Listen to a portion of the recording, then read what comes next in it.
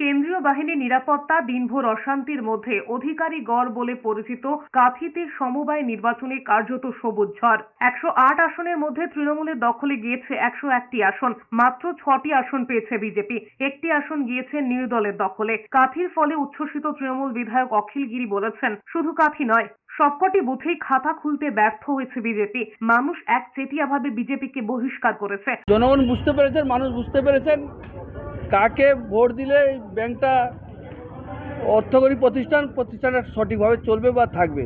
অন্যদিকে শুভেন্দু অধিকারীর ভাই তথা বিজেপি নেতা দিব্যেন্দু অধিকারী ভোট সন্ত্রাসের অভিযোগ তুলেছেন তৃণমূলের বিরুদ্ধে। তার কথায়, পশ্চিমবঙ্গের কোথাও স্বাভাবিকভাবে নির্বাচন হয় না, মানুষ নিজের মতামত জানানোর সুযোগ পায় না। তা কাঁথি সমবায় নির্বাচনেও স্পষ্ট হয়ে গিয়েছে। সুপ্রিম কোর্টের নির্দেশে কেন্দ্রীয় বাহিনী দিয়ে কাঁথি সমবায় ব্যাংকে ভোটেও আটকানো গেল না অশান্তি। বেলা গড়াতেই হেরিয়া কোলাঘাট সহ দিকে দিকে অশান্তি শুরু হয়। নির্বাচনকে কেন্দ্র করে রামনগরে হাতাহাতিতে জড়ায় বিজেপি তৃণমূল। প্রতিবাদ করায় বিজেপি কর্মীদের মারধর করা হয় বলে অভিযোগ।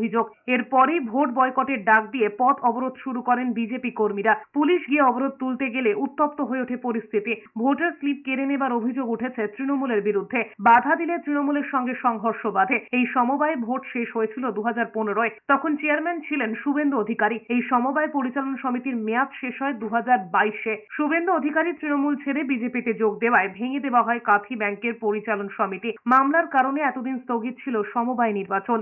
মমতা বন্দ্যোপাধ্যায়কে কালিমালিপ্ত করা, আমাদের নেতা অভিষেক বন্দ্যোপাধ্যায়ের বিরুদ্ধে বিভিন্ন রকম অপকথা বলা এবং আমাদের এলাকার বিধায়ক স্যার তার বিরুদ্ধে যে বিজেপি কুৎসা প্রচার করেছে তার প্রতিবাদে আজকে রামনগর কোঅপারেটিভ নির্বাচনে মানুষ স্বতঃস্ফূর্তভাবে উৎসাহ, উদ্দীপনা এবং প্রচণ্ড আবেগ নিয়ে আজকে ভোট দিয়েছে তৃণমূল কংগ্রেসকে।